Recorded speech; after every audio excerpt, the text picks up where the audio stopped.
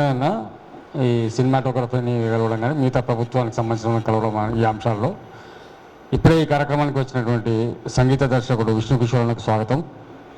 ఇప్పుడు writer, cinema producer Rajamouli అన్న మాట్లాడాల్సిందిగా.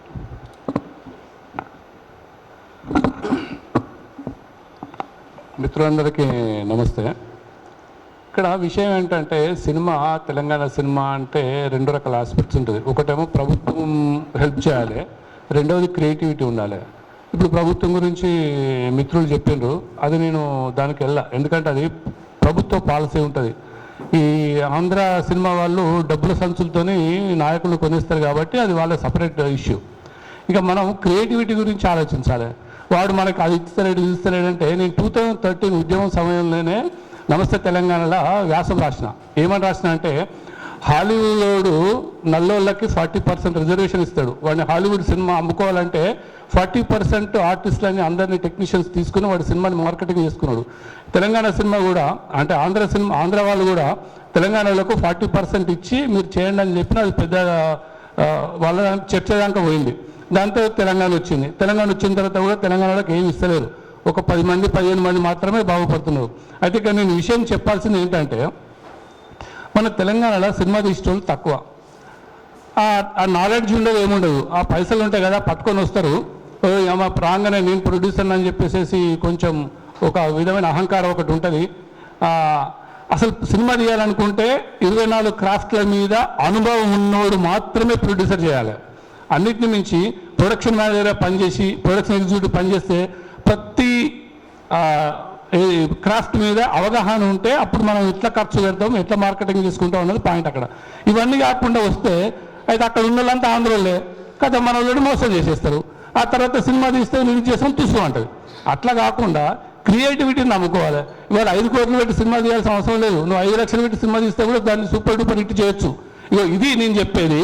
యాజ్ ఎ రైటర్గా, యాజ్ ఎ ప్రొడ్యూసర్గా నేను కూడా చేతులు కాల్చుకుని అన్నీ అయిపోయినాయి. అంటే నేను ఇక్కడ క్రియేటివిటీని ఎందుకు చెప్తున్నా అంటే పదే ఇక్కడ నేను అసిస్టెంట్ డైరెక్టర్గా ఫెయిల్ అయిపోయి ఫారిన్ పోయి సక్సెస్ అయినా. ఇవాళ నన్ను ఒక మారిషస్ అనే గవర్నమెంట్ ఛానల్కి పనిచేసాను. ఇవాళ నేను సంపాదించిన ప్రతి పైసా డాలర్లో సంపాదించుకున్నా.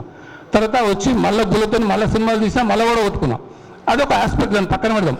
ఇవాళ ఒకటి గంట పడంగా నేను చెప్తున్నా, బలగం అనే ఒక సినిమా ఎంత తక్కువ బడ్జెట్లో తీసారు మీరు అందరికీ తెలుసు.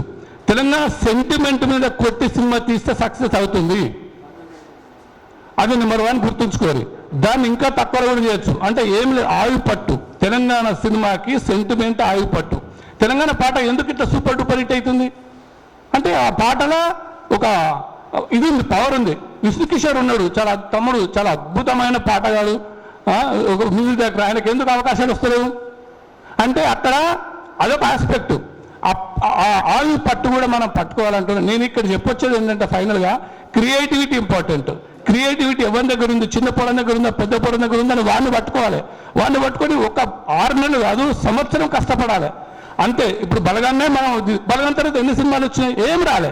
ఇంకొక ఎగ్జాంపుల్ చెప్తాను మీకు, దరిద్రమైన సినిమా ఏంటో పేరు చెప్పా. ఆ సినిమా పేరు ఈ మధ్యలోనే ఒక పేరు సినిమా వచ్చింది. దాని డైరెక్టర్ కూడా నా ఫ్రెండే. డబ్బులు బాగా ఖర్చు పెట్టారు పాపం. దాన్ని మొత్తం క్రైమ్ తీసుకొచ్చారు. చిన్నపిల్లలు రేప్ చేయడం, చంపడము, హింసను ప్రేరేపించడము, ఇదంతా ఏం నడిచింది. అది నెంబర్ 2 అని కూడా తీసిండ్రు. అది కూడా రిలీజ్ అయింది, అది కూడా ఫ్లాప్ అయింది. సో ఫైనల్గా ఏంటంటే క్రియేటివిటీ ఇంపార్టెంట్. నేను గవర్నమెంట్ గురించి మాట్లాడా, ఎవరు గవర్నమెంట్ ఉంటే వాళ్ళ దగ్గర డబ్బులు వస్తాయి, అది సంపాదించాలి. కానీ సినిమా బతకాలంటే క్రియేటివిటీ, రైటర్లని తర్వాత ప్రొడ్యూసర్ వీళ్ళిద్దరు కనుక కరెక్ట్ ఉంటాయి, డైరెక్టర్ ఆటోమేటిక్గా వచ్చేస్తారు. వీళ్ళిద్దరు కలిసి డైరెక్షన్ కూడా చేసుకోవచ్చు. సో దాని గురించి మీరు ఆలోచించండి. ఇక్కడికి వచ్చిన వాళ్ళు ఒక్కసారి ఆలోచించండి. తెలంగాణ అస్తిత్వాన్ని కాపాడుకోవడానికి 3 గంటల సినిమా తీయాల్సిన అవసరమే లేదు. నువ్వు 10 నిమిషాల కథలో చెప్పొచ్చు. Thank you very much.